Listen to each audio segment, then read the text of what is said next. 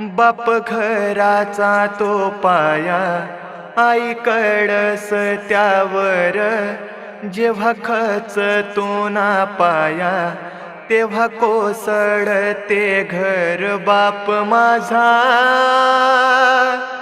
स्वाभिमानी बाना,